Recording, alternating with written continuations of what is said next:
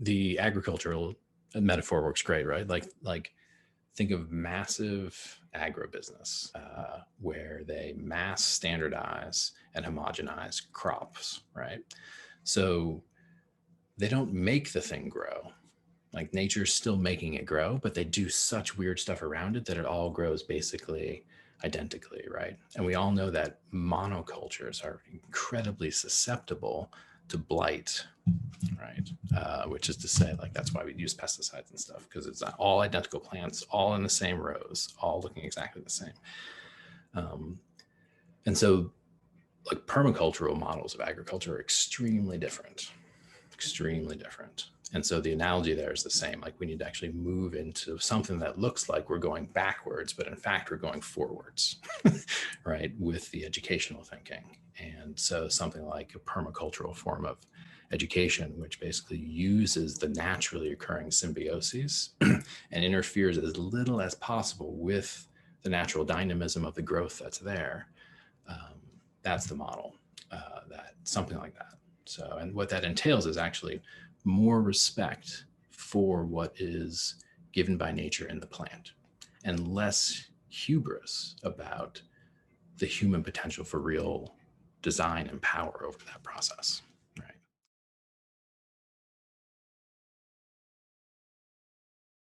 He was just so confused by progressive education. Like, how the hell can you guys have an education system without answering the question, what is the human? Like, what is the person ultimately? What is the nature of the good person? Like, if you can't answer that question, that's a religious question. If you can't answer that question, how can you have an educational system? And so I think my answer to him was, first of all, thank you, dude. That was the best comments anyone made in the class in a long time. And secondly, like, there is in the core esoteric dimensions of, I believe, all the world's religious traditions, a implicit kind of like anthropology, which is to say an explicit notion of the person. And one of those things has to do with this inviolability of personhood. That and what's interesting is that like the best psychologists, like Bowlby and Piaget and some of those who focus on attachment and development, basically show us the same thing, that there are endogenous principles of development and self-organization and growth in the human, which basically, when shown respect and given support, will like blossom into something more beautiful than could be created intentionally, right? And this is like what's so interesting about how nature works. It's like, and of course we're part of nature, that it is, the cultivation and stewardship way of thinking about standing in relationship to natural processes that are not created by the human. You stand in a steward-like relationship to them, a respectful, actually sacred relationship to the energies that are not human. Those energies live within us. The humans didn't create the human nervous system, right? We didn't design it. We can't design it. We have to respect it. And so there's some kind of core that can be identified, which I think would be like what Rawls would call an overlapping consensus among broad worldviews that could have us land on a non-materialist, non-reductionist, but still secular, which is to say agreeable by any religion or someone who's not in a religion, core of the human development process. And that would be the root of any ethic or principle of the future of education. So yeah, and so the Consilience Project is aligned with that. The Consilience Project is not saying like, hey, we're building a social theory so that we can rebuild the schools and make modernity great again. In fact, Consilience's project is saying like, we are trying to richly empower every individual with epistemological capacity, both so that they can do the intergenerational transmission thing, but also so that they can actually protect themselves against what is an increasingly propagandized environment.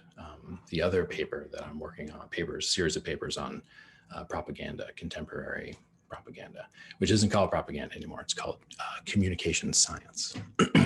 And so it's interesting that propaganda is actually like it's a subfield of educational philosophy.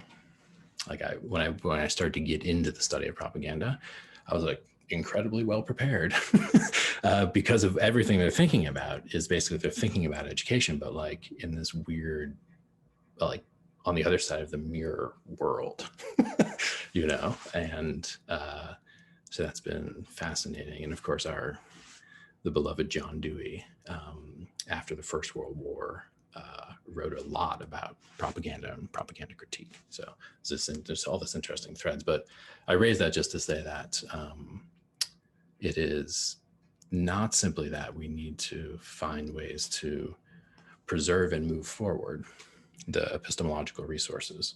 We also need to find ways to protect and to hold territory that's still being held because it's being encroached upon consistently. So for those people who are like, I don't want to take responsibility for schooling my kids. I want to continue to have other professionals take responsibility for this whole intergenerational transmission thing. There will be options for them, which will include this kind of thing. There will be widespread adoption of machine intelligence, artificial intelligence, tutoring systems, and a whole justificatory strategy for accepting that way of like, oh no, that's the future of education. Not you stupid hippies.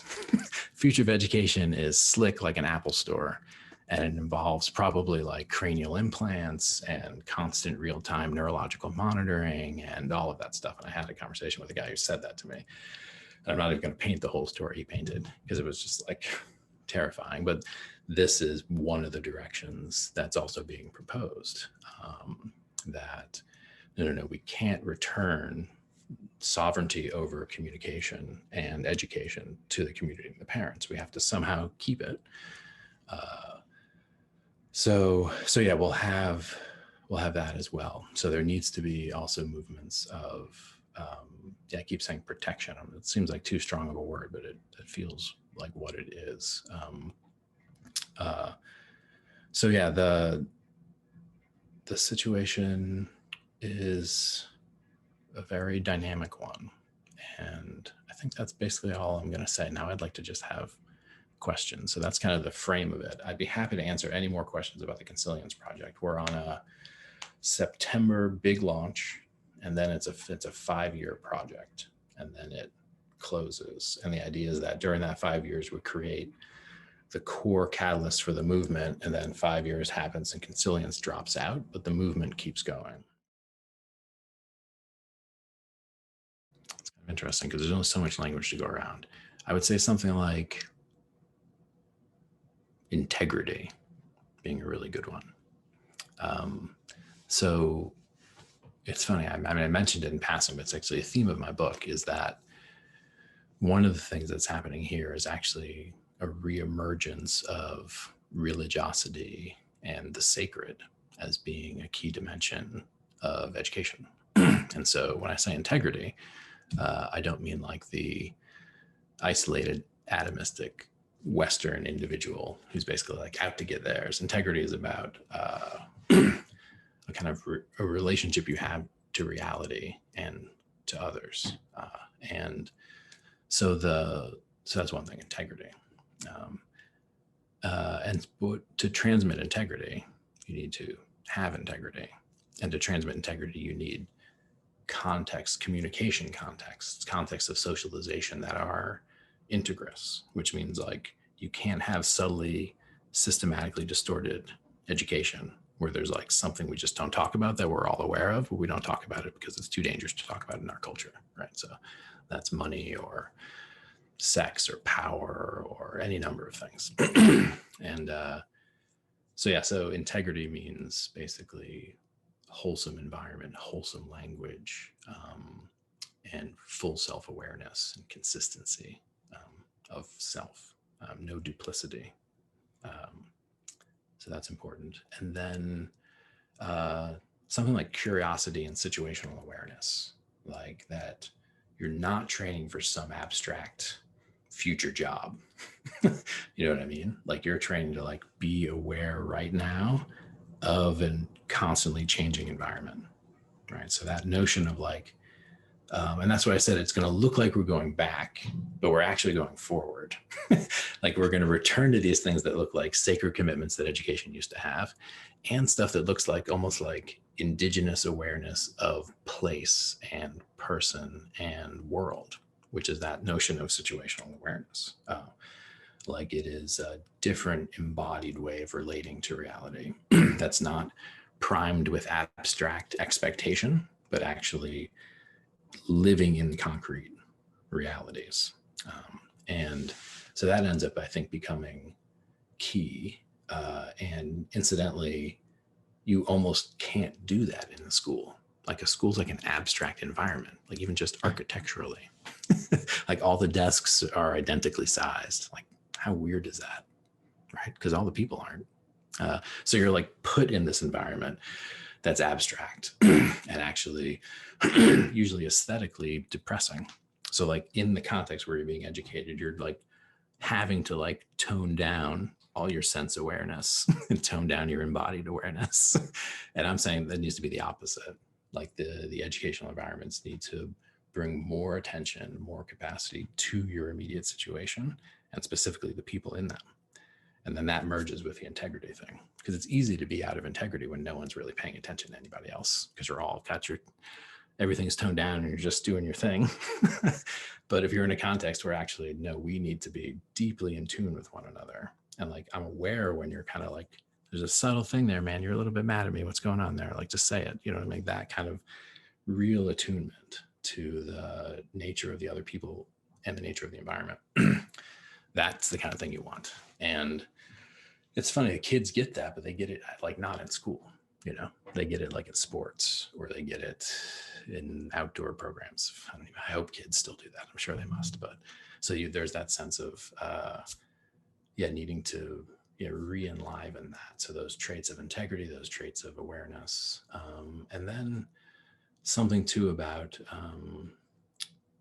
imagination. Like, so I'm a psychologist. I built a model of metapsychology that works on language and image and symbol. And imagination actually ends up being key. It's different from abstraction, but imagination is arguably one of the most important traits that needs to be fostered. It is the working with image and dream and imagination is so neglected. It's actually one of the things that sets us up later in life to be captured by pop culture and advertisement. So the idea is like, if you can, with the youth in particular, get them to exercise their imaginal capacities. And this is so classically in the arts, but more so also in story, myth, certain forms of visualization, dream work. Like, it sounds woo-woo or whatever. I don't know what the right word would be, or new age or something. But in fact, this has been a dimension of educational transmission for as long as we've been humans. It's only recently that we've rationalistically kind of like siphoned off that stuff. When in fact, the image you have of yourself and your imaginal projection onto the world, these things like are the very stuff of your life. So it's kind of a vague answer, but there's something there in there as well, which would need to be cultivated. Because again, the image of the future right now is being seen through a glass darkly, whatever that phrase is. And it's going to be up to the youth to actually reimagine the future, not to just build the future, because building the future requires having an imagination of what you're building. So like the actual exercise of real imagination I think becomes important. And anyway, there's a lot to say there. It's kind of like a rabbit hole of imagination and education, and different from imaginary and fantasy. That's not what I'm talking about. So it's a really good question. I think there are things you can say in general, but it's very hard to give specific advice because one of the things that's happening now, like I said, there's no center. So like when you talk about like what happened, what were children's experience of COVID education in the United States? It's like, you got to get way more specific than that, man. Like there were so many different experiences that kids had and teachers had during the pandemic in the United States, let alone globally, right? So this question of how to protect the kids becomes, the answer is like, in the way that you are uniquely suited to do. That's the answer. That like you have unique position with unique resources, unique connections, all of that. So there's something about some kind of like general commitment and ethos to not try to get yourself out of your unique niche into some other niche where you can now like create the new thing. Because that's the trap basically that most of the innovators I see get into. They're like, okay, I can make it work here, but now I need to make it scale. So therefore I'm going to pull myself out of where I ended up and forcibly put myself into some new place where I think I have more leverage, right? And then do it. And if you're already on your way there, maybe that is your unique course. But if you're kind of lifting yourself out of where you're already embedded and doing good, that's where I think it gets really tricky. I'm not saying don't do that, but I'm saying watch yourself. Like as we know, educational reform in particular actually becomes a vector of power and like other drives. So just look at the way the philanthropists use education reform, right? So there's like so I guess I'm saying that, yeah, there's something very local and specific about what it means to protect children. Sometimes it's just your own kids.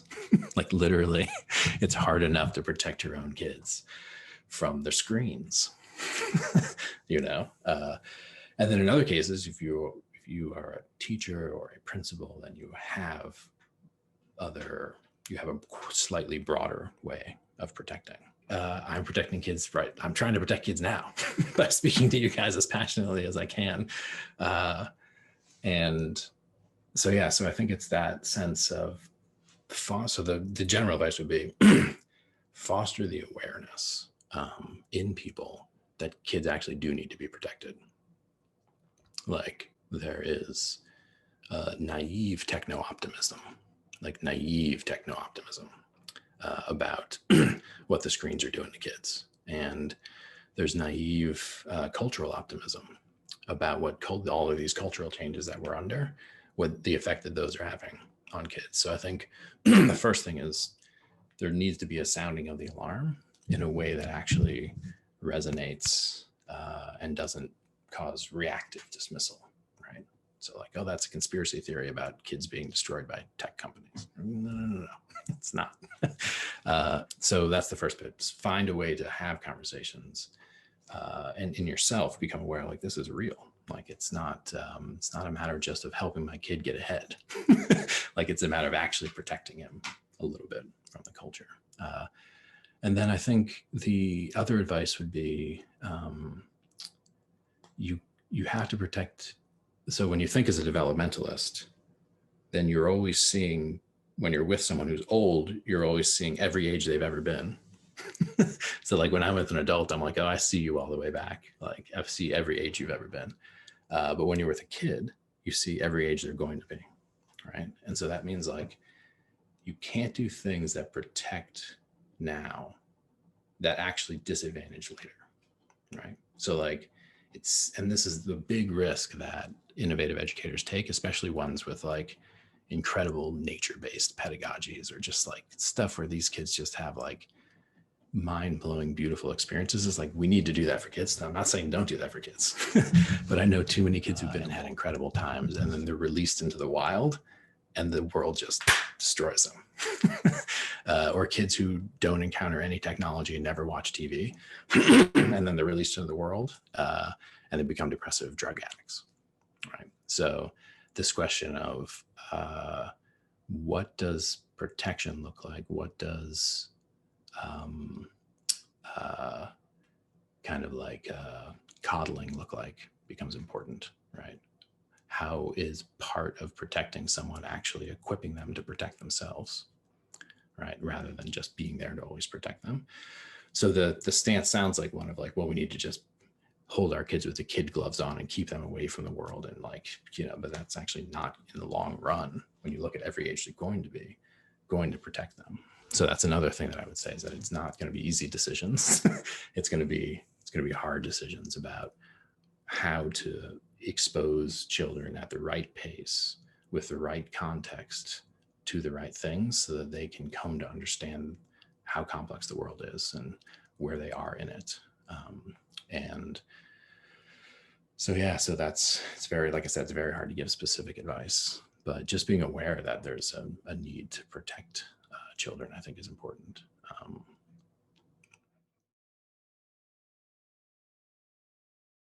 So the Consilience Project emerged out of those types of conversations, specifically about educational decline as a generator function of existential risk, and the response to that being a concerted effort of people who are willing to take that problem, which is to say the problem of the information commons, the problem of the educational commons, to take that problem as seriously as we take like environmental problems, for example, that we actually need a group of people who identify themselves with that being a existential risk. You know, like think about Silent Spring, right? What was it, like 72 or 69? I can't remember when it was, but it was there. And you know, before Silent Spring, there were many, many people who were aware of, in various ways, the state of the ecosystems degrading, right? People aware of pollution in this one area, people aware of species going away in this one area. It was after Silent Spring that you got the environmental movement,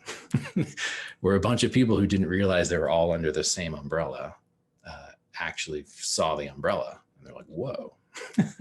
Right. And so something similar is what, in the long run, over about 5 years, Consilience Project is trying to do in the space of the educational commons, or the information commons, or the epistemic commons, or however you want to characterize it.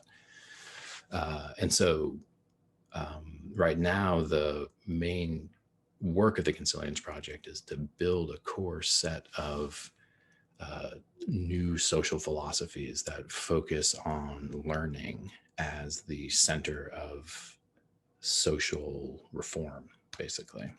So, so that's most of the work now, is like just a group of nerdy people working with a broad set of like brain trust to write these core theory pieces. And then the theory pieces form the core of what we're calling a transmedia object. So every theory piece has a introductory video and a series of podcasts related from our advisors, and whatever else emerges around it as it gets offered out into the digital landscape.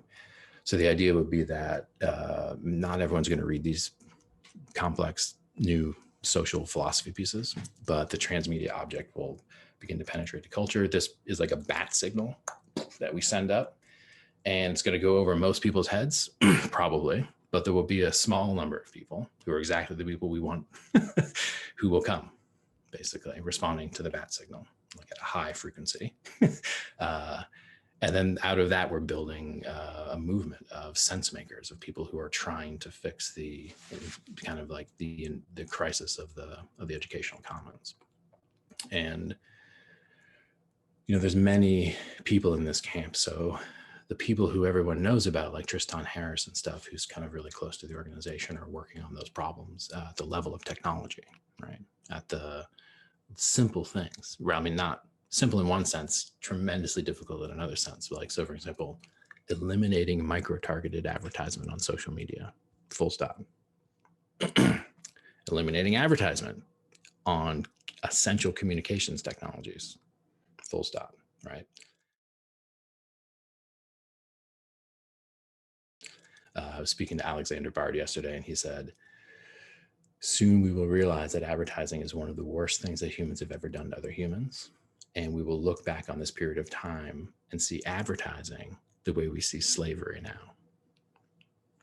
That actually an entire massive population of people has been basically put in bondage psychologically by the most coercive, manipulative advertisements we've ever seen. Anyway, so that's like a technical fix. That's like a policy fix, or like a machine learning AI fix, right? So people are trying to fix it technologically, but that is necessary but not sufficient.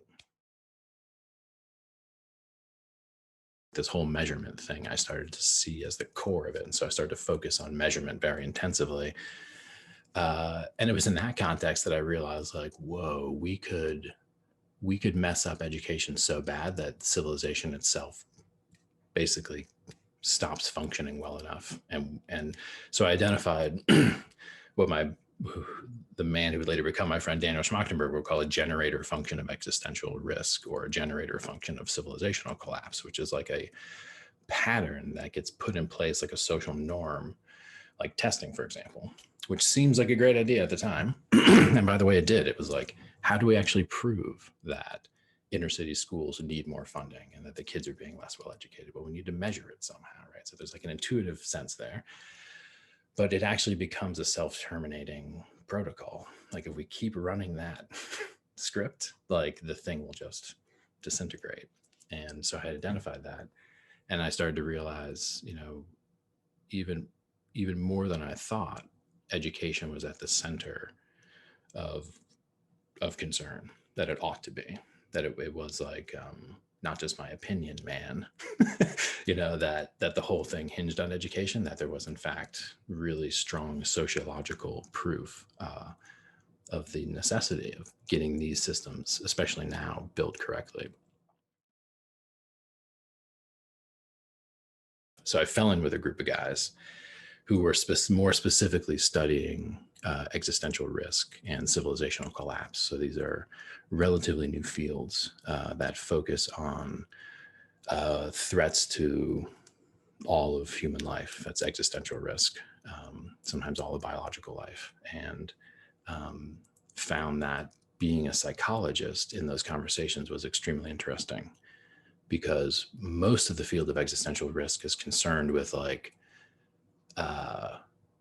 technology run amok, right? Like the terrifying scenarios of AI or nuclear war or catastrophic ecological collapse and those kinds of things. And so most of them are focused on what Wilbur would call the lower right quadrant, or like objective systems and processes. And the irony is, though, that all of that stuff's a result of bad decision making. And all of the bad decision making brings us back to this subjective state of the individual, which brings us back to how are they thinking, which brings us back to education. So I was able to interject in these fairly high level conversations about civilizational collapse and existential risk.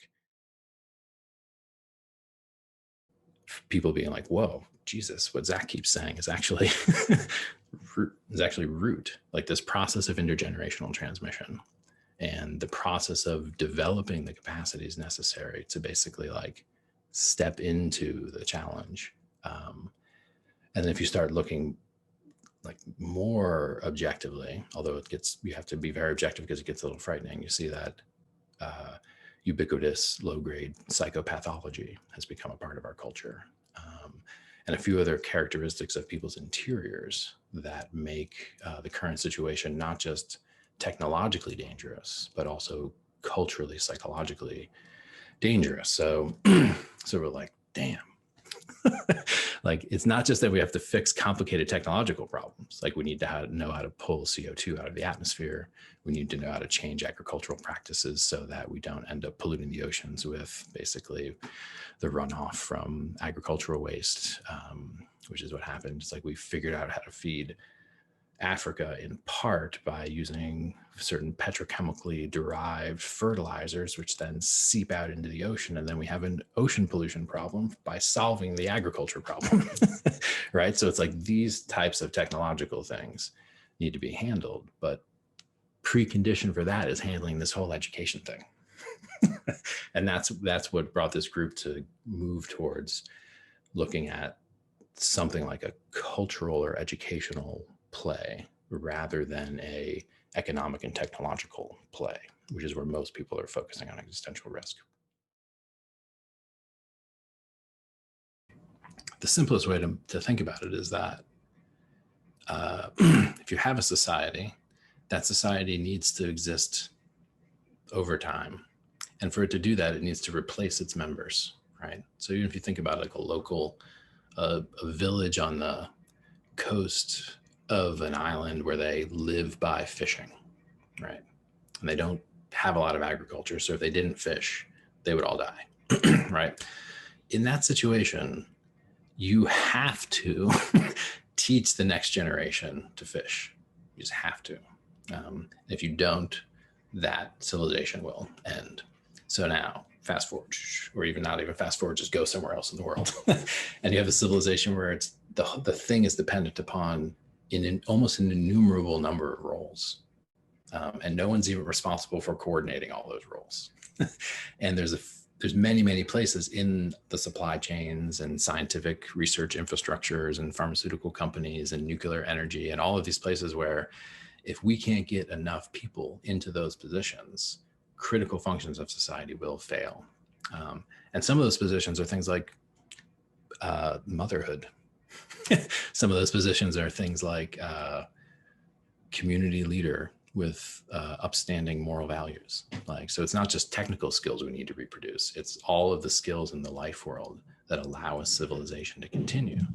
And so if you have a catastrophic bifurcation of intergenerational transmission, you have a situation where there's such a big generation gap for whatever reason, and there's a lot to talk about in there, that a certain number of key skills do not get transmitted to the next generation. If enough of those skills in the right place happen, then whatever happens next for that group of people is not the continuity of that civilization. It's probably the collapse of that civilization or the emergence of a new one, right? So like when we switched from agriculture to industrial base, we stopped teaching kids how to work on farms and started teaching them how to work in factories. And so in that sense, there was a bifurcation of intergenerational transmission around agricultural knowledge work, but it was because we were moving into an industrial base, right? So there's that. And so I believe we're actually in a very precarious situation right now where we've created a civilization like way more complex, actually, technically speaking, way more complicated than it needs to be. And there are key positions. So for example, like interdisciplinary research done in government laboratories around protecting nuclear assets. Like this is just an example, let's say hypothetically. And I know this happens. The baby boomer in that role can't find someone to replace himself. Like the project is so complicated. There's so much historical knowledge that he has in his possession. And the state of training in physics and complexity mathematics and other things has changed. Students are more hyper-specialized now. They're in debt from student loans, which the boomers were not, et cetera, et cetera. So that's a situation where it's like, that's actually a key kind of like cog in this wheel, and he's about to retire or die, and we can't get someone back in that spot.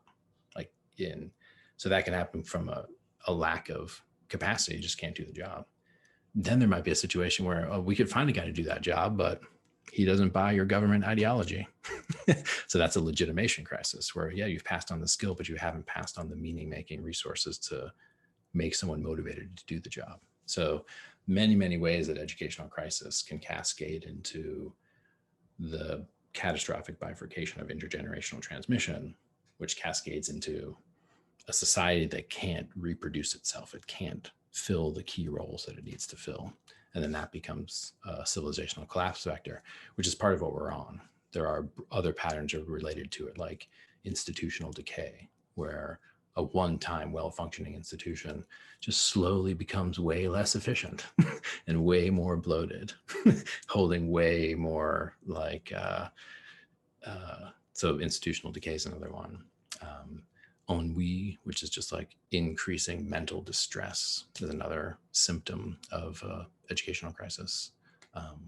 So yes, that's a little bit more of how that works, but it basically has to do with that catastrophic bifurcation of intergenerational transmission. That's like, if that happens, then the civilization is not the civilization anymore. It's something else. It's a collapsing civilization, or it's a rebooting civilization, but it's not that civilization continuing. So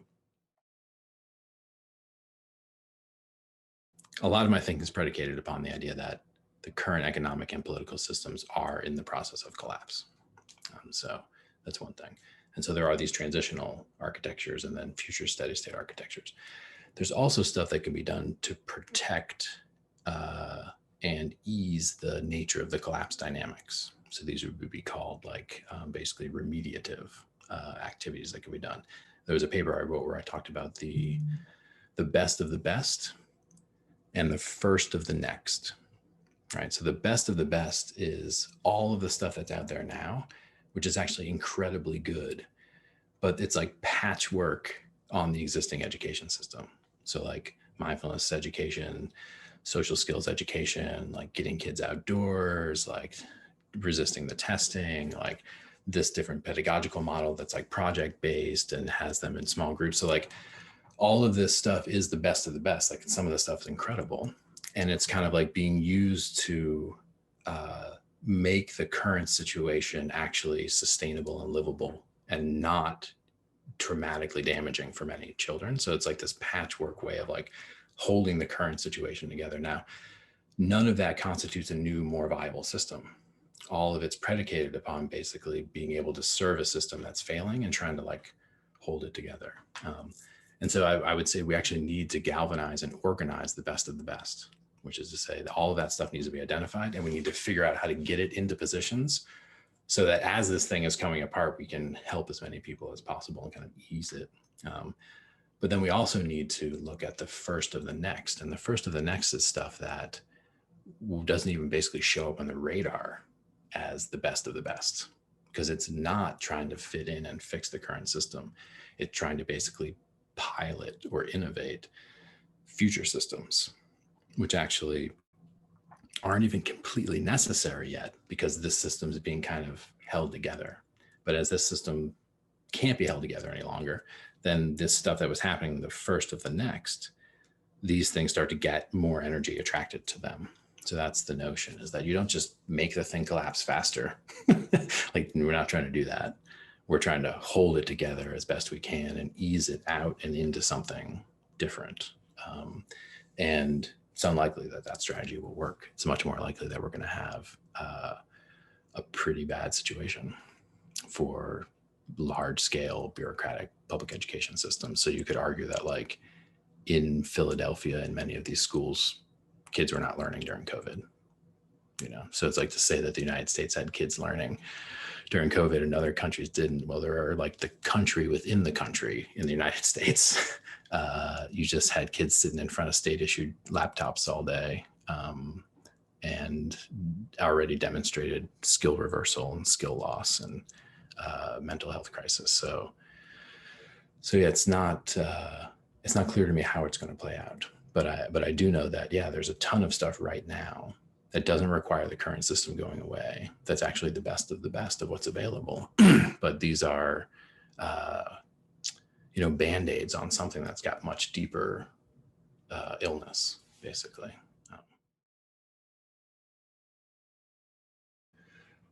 Yeah, and then there's going to be, like I mentioned, a movement building piece, and that's where we're just starting to think about what that even looks like because we know what the environmental movement looked like, and we know how it got co-opted in many ways with the greenwashing. And so like in fact checking right now is the sense-making crisis equivalent of greenwashing, right? Like, oh, it's actually this really complicated problem. It's actually really simple. We'll just do the carbon offset. It's not a problem. So those kinds of dynamics with the sense-making movement, we have to track, like, how do we make a movement that's not subject to coercion and co-optation? And that means it needs to be very distributed. and it needs to have tools that are bespoke and local, and something that's really hard to kill, like no center node that you can just like take out with a smear campaign or something like that. Yeah, so those are the kind of a little bit more strategic on it. So yeah, so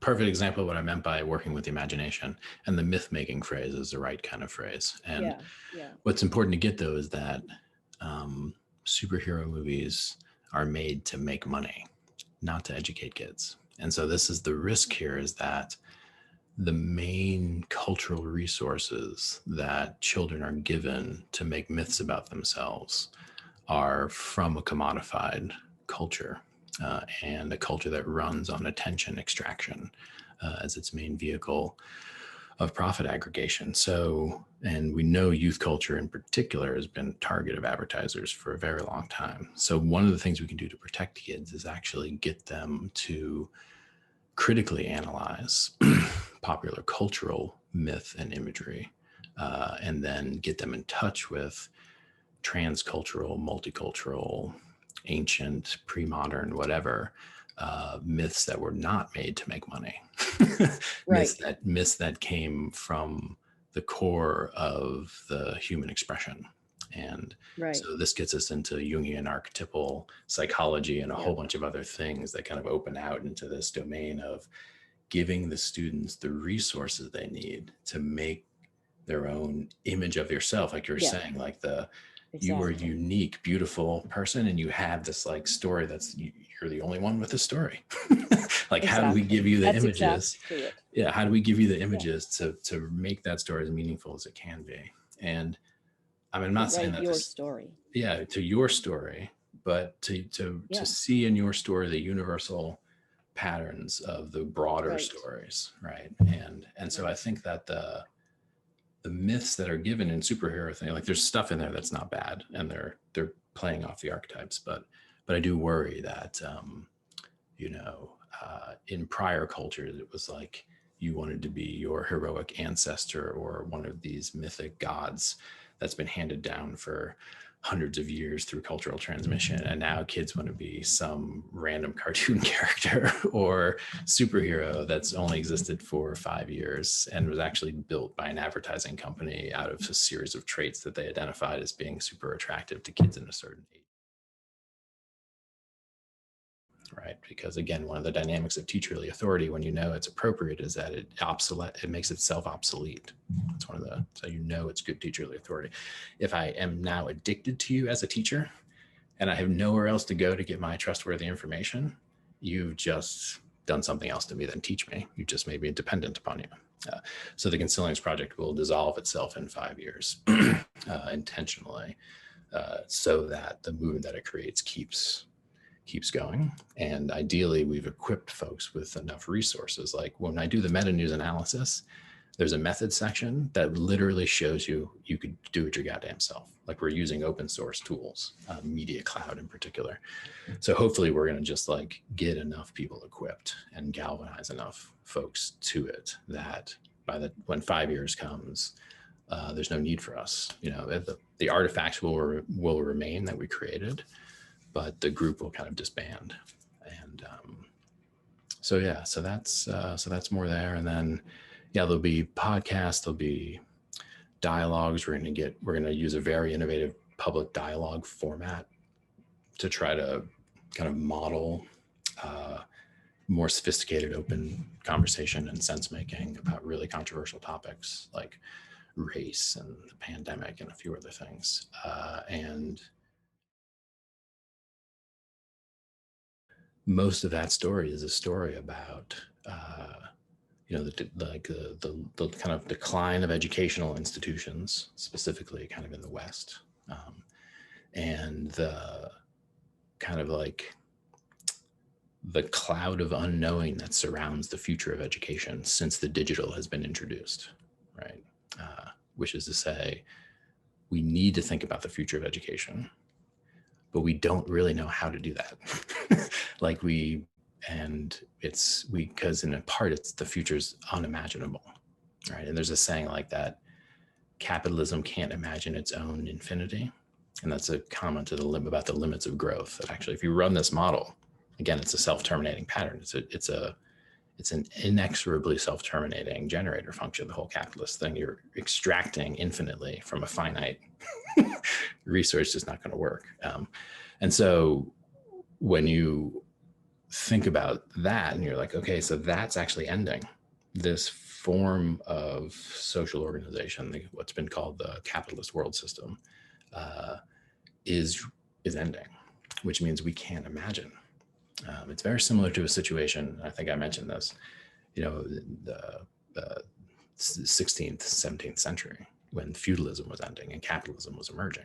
And if you had asked a feudal peasant what the future of education would look like, he would have told you some version of the monastic, religious, punitive education that he witnessed, where very few people were educated. They were taken out of their kind of agricultural context, kind of put in a religious context and done specific things, and then they became either bureaucrats or religious people. They would never have imagined that every citizen within a nation state, and by the way, nation states didn't exist yet, every citizen within a nation state would be educated or attempted to be taught to read. Like, that would have seemed craziness. So like, we're looking at a leap that big right now, and we're in the position to basically try to, we literally can't create it, but we need to seed it, right? We need to find ways to create catalysts and to put things in the right place to just tip the balance in favor of something much more humane. And in the near term, we're looking at what I would call transitional educational architectures. And then in the long run, we're looking at the emergence of some new relatively stable state. And I don't know what that looks like, but I do know that the transitional architectures of education, which will be relevant for probably another 50 to 70 years. And this is me completely speculating, so I have no idea where that number came from. I just said that. But we are in a period of transition. We're not going to like return to normal or have a new normal. None of that kind of stuff is happening. We're not going to reboot the old public school systems. And we're not going to boot some massively complex new form of education system soon. So as I said, we're kind of thrown back to our own devices. And this is where the unschooling stuff becomes actually urgent. Like, it's remarkable. And so another vector of civilizational collapse is the fungibility of choice. So which is to say, like, people give their choice-making capacity over to others. This is a part of our civilization. So it's like, I go to the car and I don't know how to fix my car, so he fixes my car. I go to the doctor and I don't know how to think about my own health, so he thinks about my health. And in fact, if I think about my health, he tells me not to. Don't look at the internet for stuff. Just come to the doctor, do what the doctor says. And we've done that with education. We've made it so that you over there, professional, are responsible for my child. I'm not. I specifically don't want to be. Too busy. I don't really know what I believe and don't have a moral center to be able to transmit to the child. Would prefer to have them taken care of by someone else who I can actually hold responsible and blame and be angry at if I don't like how my child is turning out, et cetera, et cetera. So like, it gets dark and weird when you look at the, again, ubiquitous low-grade psychopathology as a characteristic of our culture. And so what's happened, and it happened with the pandemic, is all of a sudden the kids are here at home. What are we going to do? We have to be responsible adults and do the thing that humans have always done forever, which is undertake intergenerational transmission at the micro level, at the level of the family. And I'm not saying unschooling is homeschooling. I'm not saying that, but I am saying that unschooling is a return of choice-making over education to the dominion of the community and the family, as opposed to the dominion of the state or the corporation, right? Which is another way we could go if we want to talk about dystopian educational futures. And so that's very interesting. So for all y'all who've been on the periphery, preparing the principles and design parameters and values and ethos and practices of the unschooling, I think it was actually Hunter S. Thompson maybe said, when the going gets weird, the weird turn pro. And this is kind of the situation here, that in fact, what seemed like this marginal discourse trying to equip people who were like super unconventional with the things they needed to do to really carry out that intergenerational transmission, that stuff's being moved more towards the center. Of course, there is no center now. That's the issue. There is no center, so it's becoming a very important node in some kind of polycentric thing that's happening. The 13 social miracles are like a concrete utopian kind of bit of theorizing there. And I've been asked repeatedly, like, okay, so I talk about the kind of constellation of all three of them as this kind of thought experiment. And the basic idea is that, well, you can't fix the schools or any of the education, even the family, unless you fix these broader surrounding social structures. And so I talk about basic income guarantees and debt jubilees and that kind of stuff. And I'm consistently asked, okay, well, they're all not going to emerge at the same time. So is there a sequence by which the 13 social miracles kind of we should think about as a political platform moving forward? And I have no idea. Like, I do know that in terms of the current political climate, there are some things that seem to be almost inevitably coming down the pipe. So I believe one of them is widespread debt forgiveness, possibly even student loan debt, but international debt relief. So which is to say a global north, global south debt jubilee dynamic. I've had a couple of very serious economists tell me they think that's the only way to make the economy work after the pandemic. So I think forms of debt relief, forms of debt jubilee seem to be coming. When you look at the situation with machine intelligence and manufacturing and other things, and even service industries being taken over by machine intelligence, you start to look at almost inevitably technologically driven and unemployment increasing. This has also happened as a result of the pandemic. And so what you're going to see is basic income guarantees as well starting to roll out. And so those two combined create a very different economic context. Now, for better and for worse, basic income guarantee is not necessarily a good thing. So if it's not combined with some of the other ones, then it gets weird. But I see those two as we can actually almost expect those. We can basically almost expect some kind of jubilee like unrolling, even if it's just in the United States. But I think there's a planetary move. It'll be very interesting to see how that plays out. And then we've already been getting, many of us, stimulus checks from the government. And so I don't see any reason why that would not continue for some important class of people. So I think that's the first couple sequencing. And then the energy one, the one about where do we get the energy that runs civilization. I talk about the transition out of fossil fuels and into different forms of energy. That one and the one with demilitarization end up being, in terms of collapse dynamics, we have to get those going well. We don't have a lot of time left. Basically, this was one of the arguments. Like, even just protecting the electrical grid in the United States needs to be seen as a priority, let alone figuring out how to keep it running. And we are, I think, approaching again a situation where we've been in unconventional warfare for a very long time, which is just psychological warfare. But I think we're slowly approaching a situation where we could have a return of widespread kinetic warfare, which would just be like no one's doing any education if that begins to happen again. So those two things, I think, like the economic ones, if we're not moving on those. So I guess I'm saying it's not so much the ideal way that we roll out the 13 social miracles and more just this sense of what necessity is forcing humanity to do to accommodate how complex things are getting. And yeah. And then there are a couple ones that are just social, like the one about bias and racism and discrimination and social justice, and then the one about unity between all the world's religions, which is I see as another essential one.